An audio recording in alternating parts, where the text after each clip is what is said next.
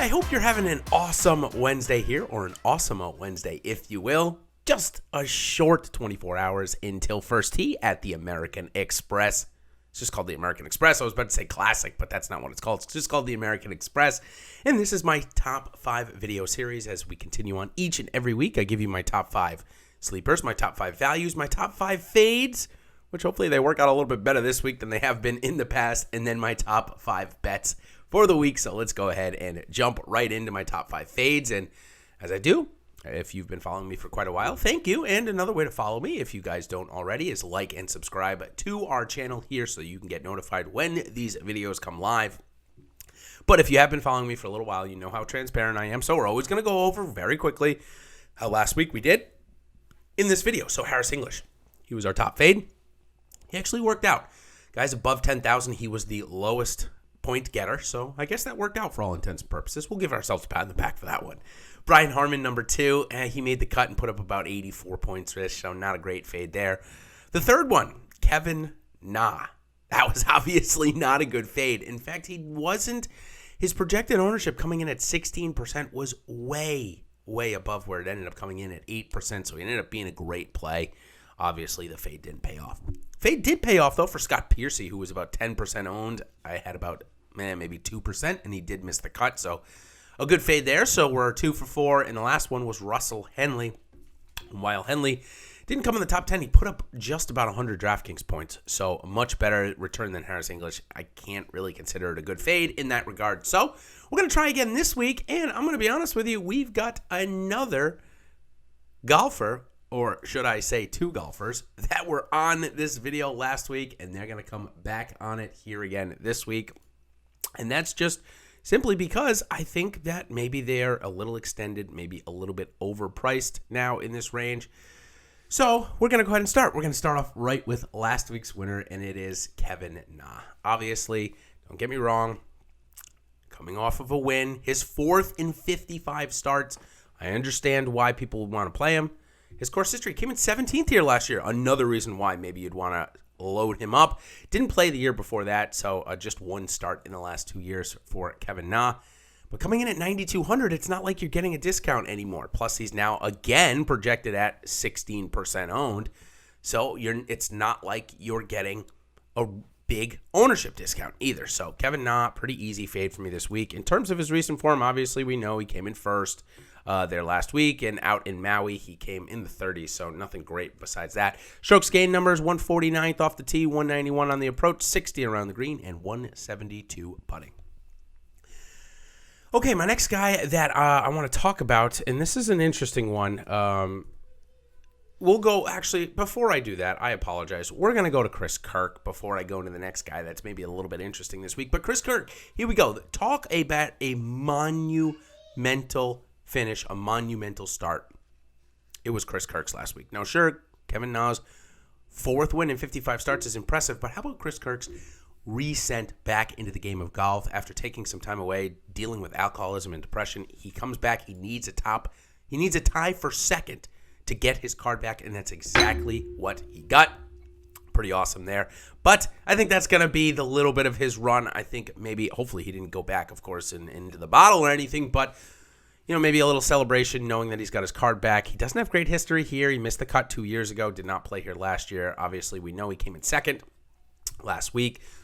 Form before that wasn't great, though. 114th off the tee, 78th on the approach, 99th around the green, and 159th putting for strokes gained numbers for Chris Kirk on the year. Okay, next one we're going to talk about, and this is the interesting one here. This is one where when ownerships were first printed, I was like, what's going on here? Why is this guy, why does everybody love him? And then I correlated that with the odds to win, and sure enough, he is projected to be one of the top guys in this range. It's John Huh. Now, don't get me wrong, John Huh has played really well lately, but his course history, not so much, 48th and 70th. Like I said, recently he's played great. He's playing out of that same category as Chris Kirk, but he's coming in at 16% projected ownership. Again, 70 to 1 to win the tournament in some places. he's priced with golfers like Cameron Champ, who's like 8,900. Maybe not Cameron Champ. Maybe I'll say Sam Burns. That's probably a little bit better of a thing. Sam Burns is priced at 60-1, yet 8,300. Here's John Hunt at 7,200.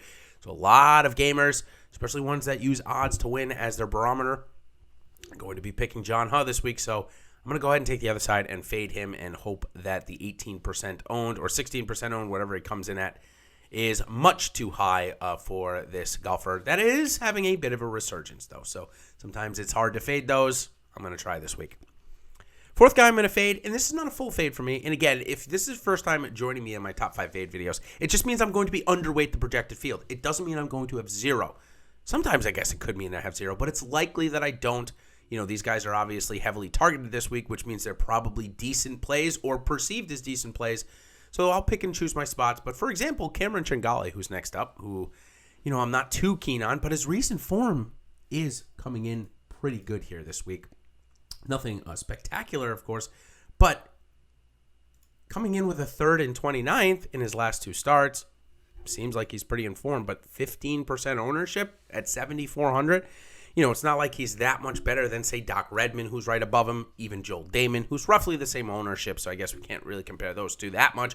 But you got other guys like Russell Knox in that area, JT Poston, and the alike that are getting 0% ownership. So the fact that Cam Tringale is pulling up 13 seems a little high for me. As we look at his numbers, they're pretty good. 72nd off the tee, 99th on the approach, 123 around the green, and 24th putting for Cam Tringale there. And the thing is with Tringale is 43rd and 51st here in the last 2 years. He's a guy that probably gets you through the cut, which is why his ownership is spiking.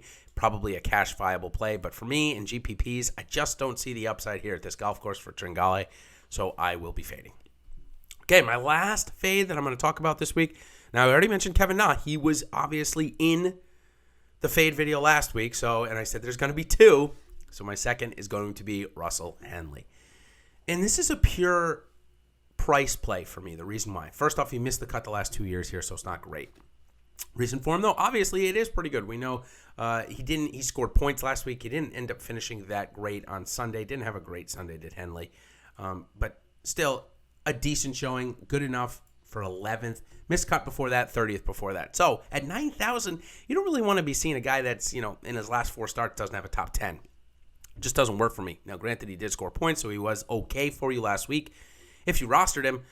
But he's a guy that we know we have to have a good approach game. He ranks 7th on the year this year, so obviously it is a good one this year. 64th off the tee, 68th around the green, and 106th putting. So his putting is definitely improved. That's why his results are a little bit better. But for me, at 18% owned, I'd rather drop down to Cameron Champ, who looks like he's a little bit lower owned.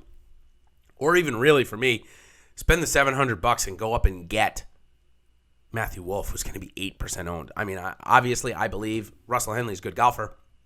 I believe Matthew Wolff is a great golfer. So if that's the case, and I'm getting half of the projected ownership on Matt Wolff, I'll try and find the $700, and maybe that means I drop down to somebody like a Sam Burns or in that range for my second or third guy in the lineup.